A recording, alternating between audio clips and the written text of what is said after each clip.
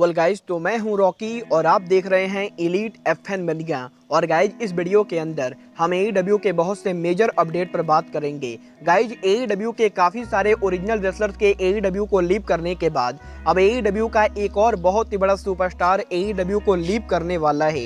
तो गाइज, वहीं एईडब्ल्यू में ब्रायन डेनियल्सन के रिटर्न स्टेटस को लेकर रेसलिंग ऑब्जर्वर डेव मेल्जर ने काफी बड़ा खुलासा कर दिया है। और गाइज, एईडब्ल्यू और एनजेपीडब्ल्यू के फॉरबिडन डोर पेपर-व्यू के ऊपर एनजेपीडब्ल्यू के आईडब्ल्यूजीपी टैग टीम चैंपियनशिप को लेकर एईडब्ल्यू और एनजेपीडब्ल्यू के क्या ओरिजिनल प्लान थे, इसको लेकर काफी बड़ा खुलासा हो चुका है। तो गाइज, वहीं एईडब्ल्यू और एनजेपीडब्ल्यू के फॉरबिडन डोर पेपर-व्यू की अर्ली बाय की गए। और गाइज, एईडब्ल्यू और एनजेपीडब्ल्यू के फॉरबिडन डोर पेपर-व्यू पे किस मैच को कितनी रेटिंग मिली गई, इसको लेकर हम इस वीडियो पर बात करेंगे। तो गाइज, अगर आपको ये सभी मेजर अपडेट जाननी गए तो गाइज वीडियो को एंड तक जरूर देखना। और गाइज, जिन लोगों ने अब तक वीडियो को लाइक नहीं किया है, गाइज वीडियो को लाइक कर देना। बट गाइज, ना किसी देरी के शुरू करते हैं इस वीडियो को। और गाइज, सबसे पहले बात करते हैं एईडब्ल्यू के ओरिजिनल रेसलर्स की कंपनी को लीव करने की। वेल गाइज, जैसा कि आप सभी को मालूम होगा, एईडब्ल्यू के काफी सारे ओरिजिनल रेसलर्स की कंपनी के एक्सपायर होने के बाद काफी सारे रेसलर ने पिछले कुछ महीनों में एईडब्ल्यू को लीव किया है। और गाइज, यहीं अब इन रेसलर्स के लिस्ट के अंदर एईडब्ल्यू के एक और ओरिजिनल सुपरस्टार का नाम जुड़ने वाला है। और गाइज, यहाँ पर इस बार ये ओरिजिनल सुपरस्टार और कोई नहीं बल्कि एईडब्ल्यू के one of the original superstar और इनर सर्कल के फॉर्मर मेंबर सैंटाना होने वाले गए। वेल गाइज, जैसा कि आप सभी को मालूम है, एईडब्ल्यू के ब्लड एंड गट्स शो पर सैंटाना को इंजरी हो गई थी। बट गाइज, यही सैंटाना के इंजर्ड होने के बाद अब सैंटाना ने सोशल मीडिया के ऊपर एईडब्ल्यू कंपनी को लीव करने को लेकर टीज कर दिया है, जहां पर सैंटाना ने इस चीज को कंफर्म किया है कि 1 सितंबर को सैंटाना का एईडब्ल्यू कॉन्ट्रैक्ट एक्सपायर होने वाला है। और गाइज, 1 सितंबर को सैंटाना के कॉन्ट्रैक्ट के एक्सपायर होने के बाद एईडब्ल्यू पॉसिबली सैंटाना को रीसाइन नहीं करेगी, क्योंकि गाइज, अगर आप लोग को नहीं पता है तो गाइज मैं आप लोग को बता दूं, एईडब्ल्यू में सैंटाना की जो टैग टीम पार्टनर है, उनके और सैंटाना के बीच में करंटली काफी ज्यादा रिफ्ट चल रहा है। और गाइज, यहां पर एईडब्ल्यू के बैक स्टेज से ये अपडेट आ रही है कि एईडब्ल्यू में सैंटाना और ओर्टिज करंटली एक दूसरे से बात नहीं कर रहे गए। और गाइज, इन दोनों के बीच में काफी ज्यादा टेंशन चल रहा है। और गाइज, इसीलिए एईडब्ल्यू के सेगमेंट या फिर किसी मैच के अंदर हमें ये दोनों टैग टीम की तरह रेसल करते हुए नहीं दिखाई दे रहे गए। और गाइज, यहां पर सैंटाना और ओर्टिज के इस रिफ्ट के बाद अब इस चीज को लेकर तगड़ी रूमर आ रही है कि 1 सितंबर को सैंटाना के कॉन्ट्रैक्ट के एक्सपायर होने के बाद हमें सैंटाना एईडब्ल्यू पर देखने को नहीं मिलेंगे। और गाइज, पॉसिबली 1 सितंबर 2022 को सैंटाना एईडब्ल्यू कंपनी को लीव करेंगे। वेल गाइज, अब ये तो 1 सितंबर को ही पता चलेगा कि सैंटाना एईडब्ल्यू को लीव करते हैं या नहीं। बट अगर बात करें यहाँ पर एईडब्ल्यू के रेसलर्स की, तो गाइज, जैसा कि आप सभी को मालूम है, इस समय एईडब्ल्यू सुपरस्टार ब्रायन डेनियल्सन इंजर्ड चल रहे गए। बट गाइज, यहीं अब ब्रायन के एईडब्ल्यू में रिटर्न स्टेटस को लेकर रेसलिंग ऑब्जर्वर डेव मेल्जर ने इस हफ्ते उनके लेटेस्ट रिपोर्ट में बात की गई, जहां पर मेल्जर ने इस चीज को कंफर्म किया है कि ब्रायन की इंजरी के ठीक होने में अभी काफी ज्यादा टाइम लगने वाला है। और गाइज, यहां पर एईडब्ल्यू के अंदर किसी को भी ये नहीं पता है कि ब्रायन एईडब्ल्यू पर कब रिटर्न करेंगे। और गाइज, यहां पर करंटली एईडब्ल्यू के बैक स्टेज के ऊपर ब्रायन के रिटर्न के लिए कोई भी डेट सेट नहीं हुआ। गाइज, यहां पर रेसलिंग ऑब्जर्वर के मुताबिक ब्रायन डेनियल्सन सितंबर महीने में एईडब्ल्यू में वापसी कर सकते गए। और गाइज, जिस महीने में सैंटाना का एईडब्ल्यू कॉन्ट्रैक्ट एक्सपायर होगा, उसी महीने में ब्रायन डेनियल्सन पॉसिबली एईडब्ल्यू पर उनकी वापसी करेंगे। और गाइज, पॉसिबली एईडब्ल्यू के ऑल आउट पेपर-व्यू के पहले हमें ब्रायन डेनियल्सन एईडब्ल्यू पर देखने को मिलेंगे। वेल गाइज, देखना काफी ज्यादा दिलचस्प होगा कि ब्रायन के एईडब्ल्यू में रिटर्न होने के बाद ब्रायन का एईडब्ल्यू में पहला राइवल कौन होता है। बट अगर बात करें यहाँ पर एईडब्ल्यू की, तो गाइज, जैसा कि आप सभी ने फॉरबिडन डोर पेपर-व्यू पर देखा होगा, एईडब्ल्यू और एनजेपीडब्ल्यू के फॉरबिडन डोर पेपर-व्यू के ऊपर हमें एईडब्ल्यू सुपरस्टार एफटीआर पहली बार एनजेपीडब्ल्यू के आईडब्ल्यूजीपी टैग टीम चैंपियन बनते हुए दिखे थे।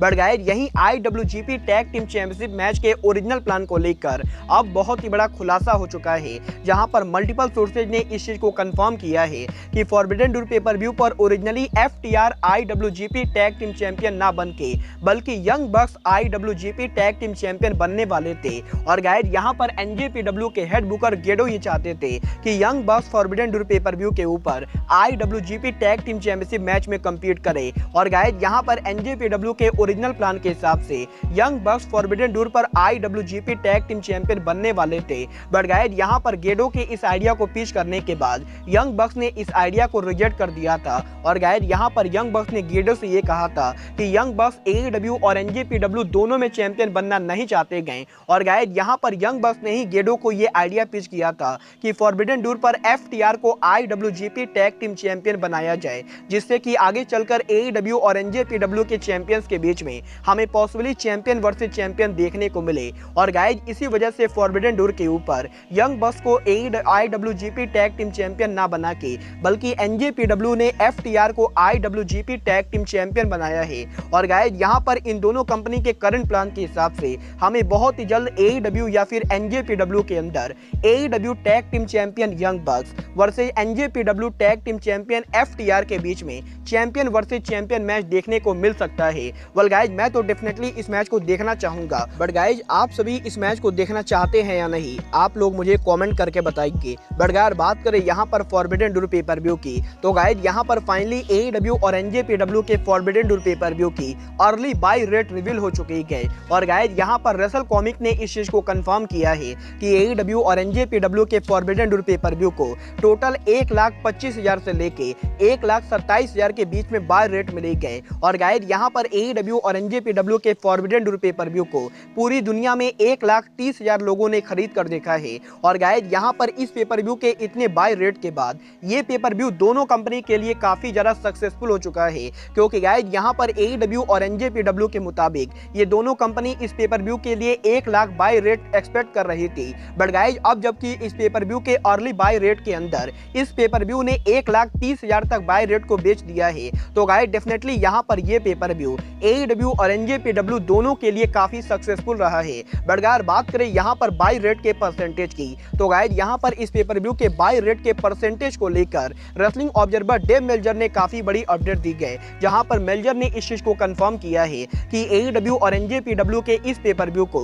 1,27,000 जिन लोगों ने खरीद कर देखा है उनमें से 80% लोग अमेरिका के लोग हैं। और गाइज यहाँ पर इस पेपर व्यू को जितने लोगों ने खरीद कर देखा है उनमें से 80% लोग अमेरिका के रहने वाले गए। और गाइज यहाँ पर इस चीज से ये पता चलता है कि फॉरबिडन डोर पेपर व्यू की मांग अमेरिका में सबसे ज्यादा थी। और गाइज यहाँ पर मेल्जर ने यह भी कंफर्म किया है कि फॉरबिडन डोर पेपर व्यू को जितने अमेरिकन लोगों ने खरीद कर देखा है उतने अमेरिकन लोग AEW के नॉर्मल पेपर व्यू को खरीद कर नहीं देखते गए, क्योंकि गाइज यहाँ पर AEW के नॉर्मल पेपर व्यू की बाय रेट अमेरिका के बाहर दूसरे कंट्रीज में ज्यादा होती गए, जबकि गाइज यहाँ पर फॉरबिडन डोर पेपर व्यू के बाय रेट के अंदर 80% लोग मात्र अमेरिका के अंदर है। और गाइज इससे ये चीज पता चलता है कि Forbidden door pay per view America में काफी ज्यादा डिमांडिंग था। और गाइज इसीलिए मुझे इसकी तगड़ी पॉसिबिलिटी लगती गई कि टोनी खान बहुत ही जल्द अमेरिका के अंदर एक और फॉरबिडन डोर पेपर व्यू करेंगे। बट अगर बात करें यहाँ पर फॉरबिडन डोर पेपर व्यू के मैचेस की, तो गाइज यहाँ पर finally wrestling observer Dave Meltzer ने फॉरबिडन डोर पेपर व्यू के लिए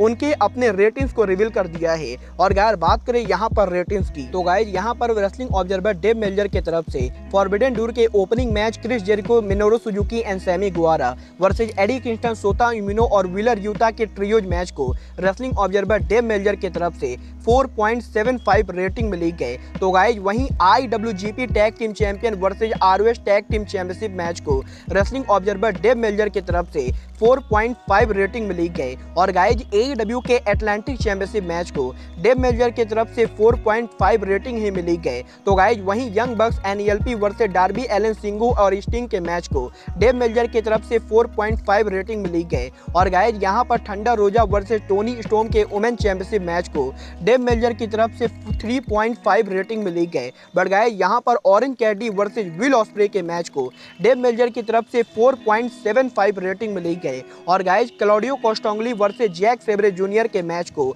डेव मेल्जर की तरफ से 4.5 रेटिंग मिली गई। तो गाइज वहीं फॉरबिडन डोर पेपर व्यू के सेमी मेन इवेंट फेटल 4-वे IWGP वर्ल्ड चैंपियनशिप मैच को डेव मेलजर की तरफ से 4.5 रेटिंग मिली गई। और guys Forbidden door pay per view के main event Jon Moxley versus Hiroshi Tanahashi AEW world championship match को भी डेव मेलजर की तरफ से 4.5 रेटिंग मिली गई। और गाइज इस साल फॉरबिडन डोर पेपर व्यू के ऊपर डेव मेलजर ने किसी भी मैच को 5 स्टार रेटिंग नहीं दी गई। वेल गाइज मैं मेलजर की इस रेटिंग से पूरी तरह से एग्री करता हूं, क्योंकि गाइज मुझे भी पर्सनली नहीं लगता है कि फॉरबिडन डोर के किसी भी मैच को 5 स्टार रेटिंग मिलनी चाहिए। और गाइज इसीलिए मेलजर ने फॉरबिडन डोर के ऊपर लगभग आधे से भी ज्यादा मैचेस को 4.5 रेटिंग दी गई, जो कि फॉरबिडन डोर पेपर व्यू के लिए काफी ज्यादा बढ़िया है। बट गाइज आप लोग फॉरबिडन डोर पेपर व्यू के किस मैच को कितनी रेटिंग देंगे, आप लोग मुझे कमेंट करके बताइए। बट गाइज अब आज के इस वीडियो में बस इतना ही। मैं मिलता हूं आपसे अपने अगले वीडियो में। बट गाइज तब तक के लिए